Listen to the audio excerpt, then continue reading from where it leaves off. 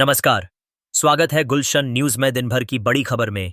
मैं हूं आबदूर रहमान। आज इस बुलेटिन में बात करेंगे राहुल गांधी के चुनाव प्रचार की। बात करेंगे संसद में एसआईआर को लेकर हुए हंगामे की। देखेंगे ट्रंप ने भारत को क्यों धमकाया। बात होगी बीजेपी के बड़े चुनावी मुद्दे की। देखेंगे कैसे पीएम मोदी बीजेपी नेता के सवालों से घिर गए। और बुलेटिन के अंत में देखेंगे मशहूर कार्टूनिस्ट इरफान की इस खबर पर नजर। लेकिन दिन की सभी बड़ी खबरों से पहले नजर डालते हैं आज की सुर्खियों पर। तमिलनाडु में एनआर रवि ने बिल राज्यपाल को भेजा। एससी भी राष्ट्रपति तक पहुंचा। पश्चिम बंगाल की मुख्यमंत्री अमिताभ बनर्जी ने मोदी सरकार पर हमला बोला। एनआरसी को देश में एसआईआर के जरिए लागू किया जा रहा है। लोगों ने समर्थन जताया, लेकिन कोई फॉर्म नहीं भरा गया। नेशनल हेराल्ड मामले में अपडेट। मनी लॉन्ड्रिंग केस में कोर्ट ने ईडी के आरोप पत्र पर सफाई मांगी। फैसला तेजी से लिया जाएगा। शेयर बाजार में तेजी। 89 की तेजी के साथ सेंसेक्स 80,630 पर बंद। 21 की बढ़त के साथ निफ्टी ट्राइफोर्ड फाइन 60 पर बंद। ये थीं सुर्खियां। अब दिन की बड़ी खबर। राहुल गांधी ने वोट चोरी पर बड़ा बयान दिया। जिस आइटम बॉम्ब की बात राहुल गांधी कर रहे थे वो उन्होंने फोड़ दिया। लोकसभा चुनाव में बीजेपी की जीत को उन्होंने झूठी जीत बताया। चुनाव आयोग पर हमला किया और सिर्फ आरोप ही नहीं लगाया बल्कि सबूत भी पेश किए। राहुल गांधी ने चुनाव प्रक्रिया पर बड़े सवाल उठाए। चुनाव में धांधली के सबूत सामने रखते हुए बीजेपी और चुनावी गठजोड़ की मिलीभगत का दावा किया। कांग्रेस नेता ने कहा कि चुनाव ईवीएम से हो या बैलेट पेपर से कोई फर्क नहीं पड़ेगा। अगर चुनावी गठजोड़ एक पक्ष का हो और मतदाता सूची में गड़बड़ी हो तो चुनाव चोरी होगा। यही महाराष्ट्र में हुआ, यही कर्नाटक लोकसभा चुनाव में हुआ। अगर चुनावी अंपायर निष्पक्ष हो और बैलेट पेपर से चुनाव हो तो नतीजा जनता की मर्जी का हो सकता है। लेकिन यहां अंपायर दूसरी टीम का है, इसलिए सुप्रीम कोर्ट को दखल देना चाहिए। राहुल गांधी ने कहा कि कर्नाटक लोकसभा चुनाव में हम 16 सीट जीतने की उम्मीद कर रहे थे। सर्वे भी यही कह रहे थे, लेकिन हम चौंकाने वाले तरीके से 7 सीट हार गए। सिर्फ 9 सीट जीते। हारी हुई सीटों में से हमने एक सीट पर ध्यान केंद्रित किया, महादेवपुरा विधानसभा। हमारे पास 2024 चुनाव के आंकड़े हैं जहां बीजेपी 14,744 वोटों से जीती। कांग्रेस ने कहा कि इस क्षेत्र में 11,965 डुप्लीकेट वोटर हैं, 40,009 फर्जी वोटर, 10,322 एक ही पन्ने पर कई वोटर, 30,622 फॉर्म से के गलत इस्तेमाल वाले और 4,432 फर्जी तस्वीर वाले वोटर कार्ड। राहुल ने यह भी कहा कि एक ही व्यक्ति के 4 वोट हैं।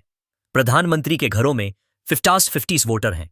कई वोटरों के पति का नाम शू लिखा है और कई जगह पिता का नाम XYZ है। राहुल के बयान के बाद कर्नाटक विधानसभा ने उन्हें चुनौती दी कि वे हलफनामा देकर साबित करें कि उनके सबूत गलत नहीं हैं। सवाल ये उठ रहा है कि जब विधानसभा के पास असली वोटिंग लिस्ट है तो वे कांग्रेस के दावों को गलत क्यों नहीं साबित करते। वैसे राहुल गांधी कर्नाटक पहुंच रहे हैं। वे चुनाव कार्यालय का भी घेराव करेंगे।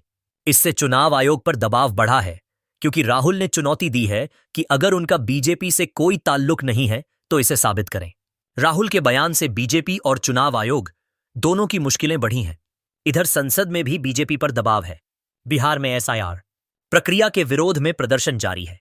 मानसून सत्र के 14वें दिन भी विपक्ष का हंगामा जारी रहा, लेकिन विपक्ष की मांगें पूरी करने के बजाय दोनों सदन स्थगित हो गए। विपक्ष ने ऐलान किया है कि वे चुप नहीं बैठेंगे। मानसून सत्र के 14वें दिन लोकसभा और राज्यसभा में बिहार के एसआईआर प्रक्रिया के विरोध में विपक्ष एकजुट रहा। सरकार इस पर चर्चा से बच रही है, लेकिन विपक्ष का कहना है कि वे पीछे नहीं हटेंगे। सबसे बड़ी बात, पूरा विपक्ष एसआईआर पर एकजुट है। यहां तक कि आम आदमी पार्टी, जो एसआईआर से अलग थी, वो भी कांग्रेस के साथ खड़ी है। 7 अगस्त की सुबह एसआईआर को लेकर विपक्ष की बैठक हुई, जिसमें सरकार को घेरने की रणनीति बनाई गई। इसका असर भी दिखा। पूरा विपक्ष एकजुट होकर प्रदर्शन करता दिखा, जिसमें राज्यसभा सांसद सोनिया गांधी भी शामिल रहीं। इसके अलावा कांग्रेस सांसद राहुल गांधी के बुलावे पर दिल्ली में इंडिया ब्लॉक के नेताओं की बैठक और डिनर होगा, ताकि एसआईआर मुद्दे पर आंदोलन की तैयारी की जा सके। इसी बीच राज्यसभा में विपक्ष के नेता और कांग्रेस अध्यक्ष मल्लिकार्जुन खड़गे ने उपसभापति हरिवंश नारायण सिंह को पत्र लिखकर बिहार के एसआईआर पर चर्चा की मांग की, लेकिन सरकार ने इस मांग को नजरअंदाज किया, जिसके चलते विपक्ष का प्रदर्शन जारी है। विपक्ष ने साफ कर दिया है कि एसआईआर पर कोई समझौता नहीं होगा। साथ ही मोदी सरकार से सवाल कर रहा है कि ट्रंप को जवाब क्यों नहीं दिया जा रहा। ऐसी क्या मजबूरी है कि ट्रंप भारत का अपमान कर रहे हैं और मोदी सरकार चुप है। अब ट्रंप ने भारत पर 25% अतिरिक्त टैरिफ लगा दिया है, यानी कुल 50% टैरिफ लागू हो गया। तो पूरी खबर क्या है, देखिए इस रिपोर्ट में।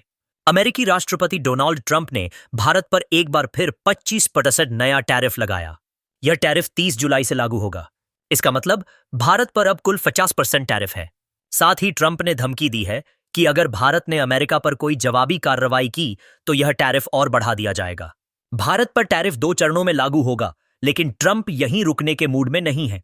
उन्होंने इशारा किया है कि कंप्यूटर चिप्स पर 100% टैरिफ लगाया जा सकता है। अगर ऐसा हुआ तो अमेरिका में इलेक्ट्रॉनिक्स उत्पाद महंगे हो जाएंगे।